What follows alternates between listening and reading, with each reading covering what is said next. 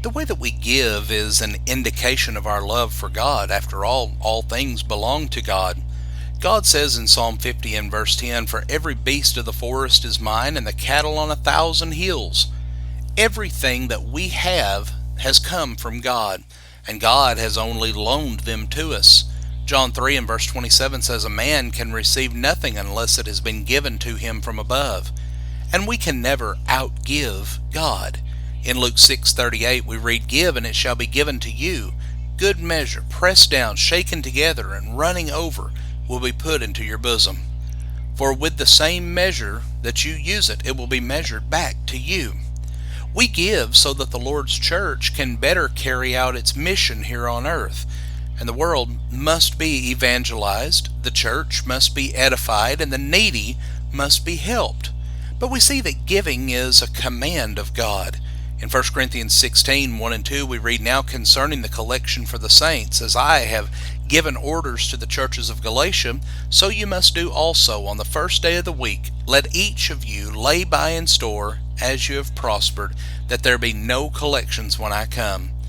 We see the giving here was to help the poor saints in Jerusalem, but notice also they were to make a regular collection every first day of the week.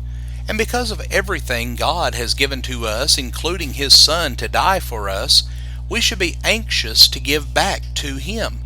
In 2 Corinthians 8 and verse 12 we read, "For if there is first a willing mind, it is accepted according to what one has, and not according to what he does not have." God expects us to give what we are able to give. And how can our love for God be real unless it is expressed in our obedience and in our giving? Our giving is an expression of love, an act of praise and sacrifice to God. How we give is an indication of where our priorities are.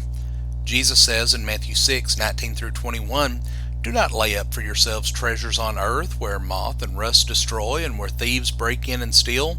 But lay up for yourselves treasures in heaven, where neither moth and rust destroy, and where thieves do not break in and steal. For where your treasure is, there will your heart be also." The question we have to ask ourselves is, where is your heart? Well, since we can't outgive God, we should at least be very liberal in our giving.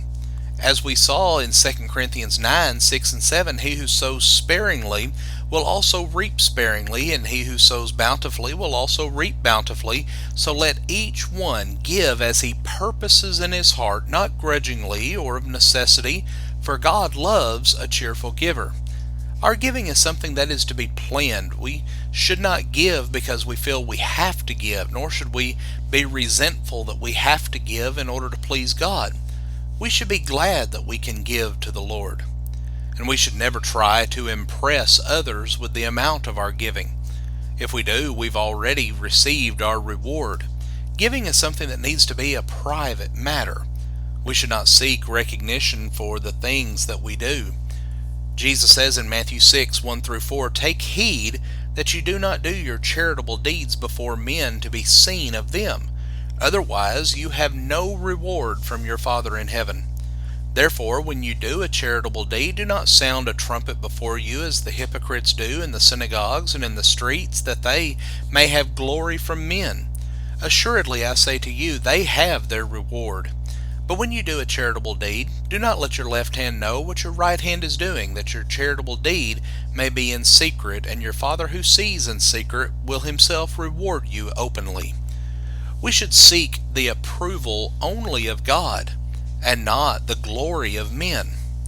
But also, our giving should not only include material possessions, but we must first give of ourselves to God. We're told in Romans 12 and verse 1, "I beseech you therefore, brethren, by the mercies of God, that you present your bodies a living sacrifice, holy, acceptable to God, which is your reasonable service." If we will first give ourselves to the Lord, then we will have no problem in being liberal in our giving. Our liberal giving is part of our worshiping God in spirit and in truth. Friends, we thank you for joining us for our program today, and have a blessed day.